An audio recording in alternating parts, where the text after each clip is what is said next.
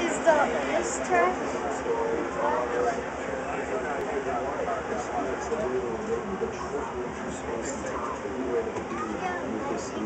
Well, this is cool.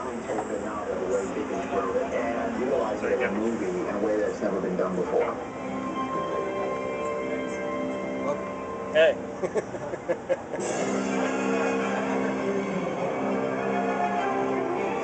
There's a lot about valuing people in this movie, and that this stack of money is more important than the human soul. It's as poignant today as it was back in 1843. It's always about character. You got the best job standing in here, don't you? Yeah. Christmas Carol is about a very miserable character, Ebenezer Scrooge, and he lives a very lonely, isolated life with no love. Anything that's about peace on earth, goodwill toward men, that's cool. like a knife through his heart. I play him from about 7 to 65, 7, and I play the three spirits, the ghost of Christmas past, present, future. That's the amazing part about it. You can never age, so I'll be okay from now on. If I can cast an A+ caliber actor and have him play 2 or 3 roles, then I got great actors in every part of my movie. Christmas Carol book. He represents a spirit of Christmas. Fred is Scrooge's nephew. If Scrooge is the ultimate pessimist, Fred is the ultimate optimist. Robin Wright plays the beautiful Belle who Scrooge falls in love with and then breaks up with. It was the lost opportunity he missed out on. And she plays little Fan. Fan is the ever-endearing, non-judgmental sister of Scrooge. Gary Oldman is Tiny Tim. He's this jovial, dancing cherub of a man. He's a scratch-up old man. It's the last thing in the picture of him. Looks exactly like me. Marley Cratchit and Tiny Tim are played by Gary Oldman. Bob Cratchit is a hard-looking guy just trying to provide for his family. Scrooge's late partner, Jacob Marley, is the only one capable of shocking Scrooge into seeing the error of his ways. He comes back and moves and says, "You don't have to go the way that I do." I think Tiny Tim is really the emotional heart of the story. These characters really resonate with people. The characters in the story are characters that are bigger than life. The spirits, the way they were written, the traveling through space and time, and we're able to do now with this modern technology. Alright, just wait. Hey, pretty good. 3. Okay, thank you. Let's go, guys.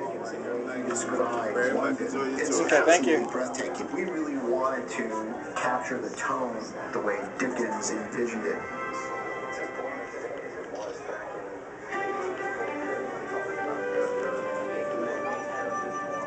This is the classical version of Dickens' Christmas Carol. So much of the magic of Christmas Carol comes from the world that Dickens created. Getting that right was some of the most important parts of making this movie. The Christmas Carol was set in London in the mid-19th century. Dickens created a visual world which is associated with him. It will be foggy streets. Get out of people's way, Liam. On the outside and Thank you. Wait your turn. He loved to portray all levels of society. And study all the London and to think about what the things they smelled, what were the things they saw. What was it like back then? There was a lot of soot in the air and a lot of things like that. It was a real challenge because you really have to create the whole world. We had some of the best artists in the world illustrating each location from start to finish.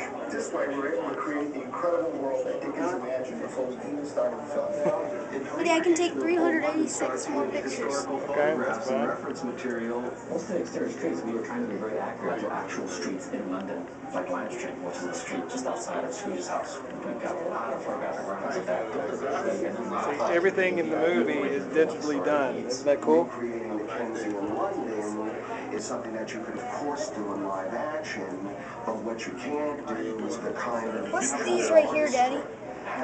Beautiful, artistic... They're from Charles Dickens' collection. How do you know? Into the storytelling. Letters written during his first visit to America. When you read Dickens and the way he describes London, it's absolutely breathtaking. We really wanted to capture the tone the way Dickens envisioned it.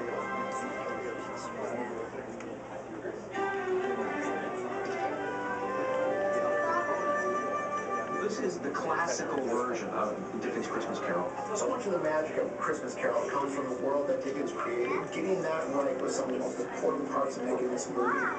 A Christmas Carol was set in London in the mid-19th century. Dickens created a visual world which is associated with him. It will be foggy streets and a mixture of menace on the outside and merriment happening inside. He loves to portray all levels of society. I study old London and to think about what were the things they smelled, what were the things they saw. Wait your turn. Back then, there was a lot of soot in the air, there were a lot of things like that. It was a real challenge because you really have to create the whole world. We had some of the best artists in the world illustrating each location from start to finish. This way, we were able to create the incredible world that they could imagine before we even started filming.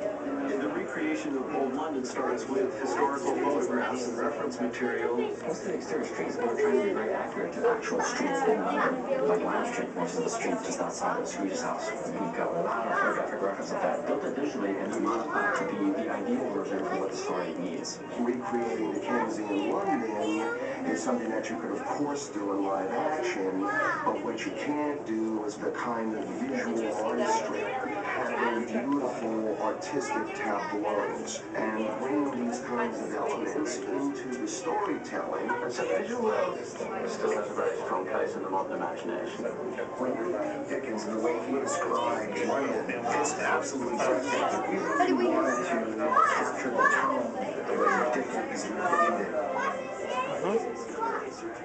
Alright, we're going to the next car. This is the classical version of Dickens' Christmas Carol. So much of the magic of Christmas Carol comes from the world that Dickens created. Getting that right was some of the most important parts of making this movie. A Christmas Carol was set in London in the mid-19th century. Dickens created a visual world which is associated with him.